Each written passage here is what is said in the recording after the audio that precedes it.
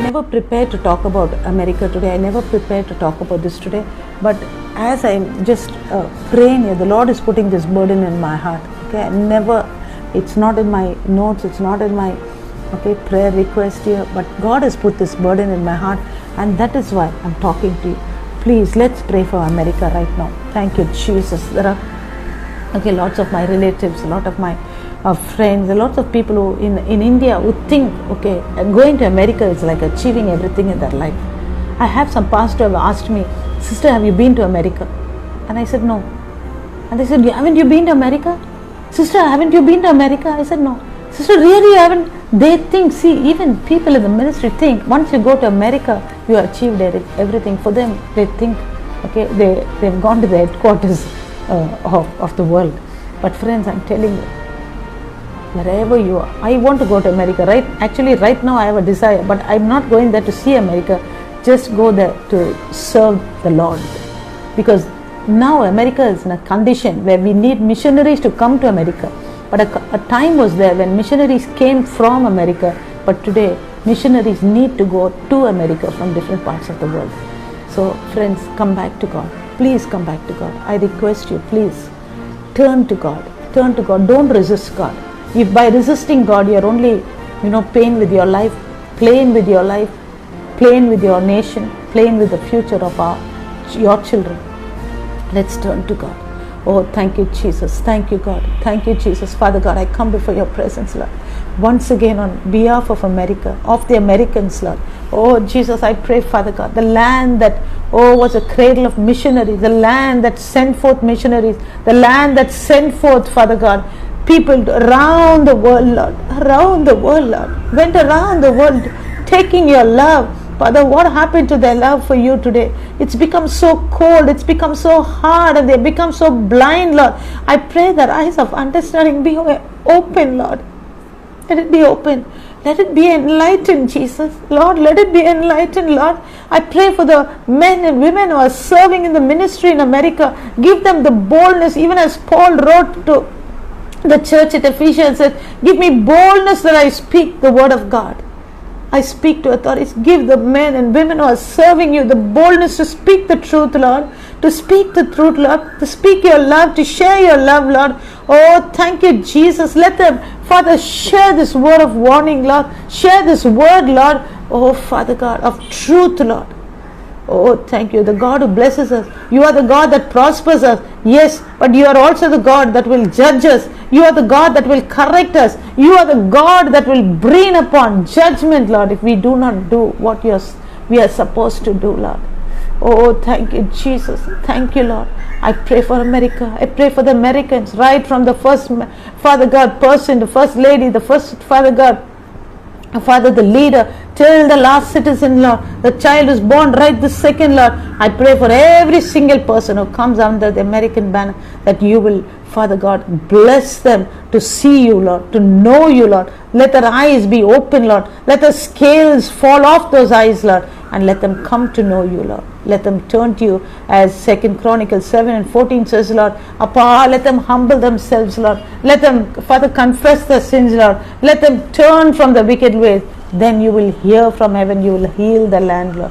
I pray that you will give them a heart to do it. For every person that's hindering them from looking to you, Lord. Every person that's been instigated by the devil, oh Father God, acting as the agent of the devil, and just for their individual personal gain, financial gain, Father God, political gain, who's trying to play with these people, destroy the unity of America, trying to bring in racial problems, political problems, spiritual problems. God, I pray for them, Lord. Oh Lord, touch them, heal them, if not remove them, Lord. I commit them totally into your hands, Lord. Let them not take your people astray, Lord. Oh, with their selfish attitude, selfish motives, Lord. I commit them totally into your hands. In Jesus' name I pray, Father. Amen. Friends, before we end this, I just want to tell you, death was created by God. Death was created by God. The devil did not create death, but death was created in a dead condition. In a dead condition. When God told Adam and Eve, do not eat this fruit. If you eat this fruit, you will die. See, there was a if. There was a condition. If we do not do things of the devil, if we do not act like the child of the devil, if we do not give place for the devil in our life, the devil cannot touch us. If Adam and Eve did not touch that fruit, death could not have touched them. Death could not have had authority. But since they did what God told them not to do, God had already put a law. I told you before this also, when God speaks, it becomes a law. God said, if you eat this, you will die. And they ate it. And naturally the law was enforced. Death was created in a dead condition. It was not active. But when Adam sinned, he gave life to death. He gave life to death. He made death active and death took control of him. See, simple. And then God had to chase them out. Bad things are there. Evil things are there. Even the devil, he was an angel, but he was pushed out. Everything was created by God. Even the devil was, he didn't create him as a devil. He created him as an angel. But he resisted, he opposed. And that is the same qualities, the same characteristics we find in people that oppose God today. It's the same thing. Isaiah chapter 11, if you read, you'll find him. He thought in his mind, why should I worship God? Why should I help other angels to worship God? I will turn the worship to myself. 6 times he talks about I. He said, I will exalt my throne. I will be lifted up. I will go above. I will make my throne. Like this he kept saying. And that is why he was thrown down. See, the Bible says, humble yourself under the mighty hand of God, so that in due time he will lift you up. God's hand is too mighty, friends, for us to resist. God's hand is too mighty for us to fight against. We cannot fight against. Please, from the sincerity of my heart, from the bottom of my heart, I'm talking to you Americans, please. God's hand is too mighty, and not just to Americans. I'm talking to any person who this truth applies to. If you try to resist God, you cannot make it. Just follow the Bible. It may be 2,000 years old. It may be, before that, right behind, before that it's written. You might think it's too old for me to follow this book. I don't need this book. A few months back, that is last year, I've seen some people in California who said, we don't need that book inside. We don't need that book inside paradise. We have enough of sense. We have enough of IQ. We have enough of intelligence to run our own life. We don't need a book to come and rule us. And what happened to paradise, friends? Please, humble yourself. Turn to the living God. Turn to your Creator. That is why God, He sent Adam and Eve out of the garden, because if they had to be there and put their hand on the fruit and eat the fruit of life, they would have lived forever. God says, no, it would have been a real dangerous thing. Just imagine if a cancer patient has to live forever with cancer. Just imagine a person who's divorced and having pain and having bad memories and hurt feelings, has to live forever with those feelings. So that is why God, out of his love for us also, He sent Adam and Eve away. He said, don't eat the fruit. You can't live forever, because thank God your life is temporary. So that the pain that you have, the ache that you have, the sorrow that you have, it's temporary. You'll forget it. The time will come and you'll forget it. And that is why God, out of His love and mercy, chased Adam and Eve out of the garden. Okay? And He protected us from having eternal suffering. But if you accept Jesus today, if you give your life to Jesus, if you come back to Jesus today, ask God forgiveness. Say, God, I've sinned against you, Lord. I went in the wrong path. I disobeyed you. I chose the way of not obeying the Bible, of not believing the word of God. Forgive me. If you ask, friends, today we are in the time of grace. We are living in the most beautiful time that man can ever live. A dispensation called dispensation of grace. In this time of grace, ask God forgiveness. Come back to Him. Be like that prodigal son. What he did wrong, his father didn't bother. His father was every day standing out, waiting for my son to come, waiting for my son, standing out there. And his son was, fooling around there with the money and wasting the money, till he came to the point that he had to eat. And he could not eat it, joyfully, the food that was given to swine. He had to steal it. And the Bible beautifully says he came back to his senses. I'm telling you, friends out there, okay? You may be elder to me in age, you may be more than, educated than me, financially higher position than me. But when it comes to spiritual matters, it is about what the Spirit speaks. It's not about, our worldly qualification or our position. And I'm telling you today, I've never planned to speak these things, but today, being inspired by the Spirit of God, I'm telling you, be like that prodigal son. It says, the Bible says, he came to his senses. Come back to your senses. He said, he got up and he made a decision and said, I'll go back to my daddy's house. I'll go and say, Daddy, forgive me. Accept me as one of the servants. But you know what happened? When he came back to his daddy, asked forgiveness, his daddy ran. Before he can even ask forgiveness, his daddy ran to him. The very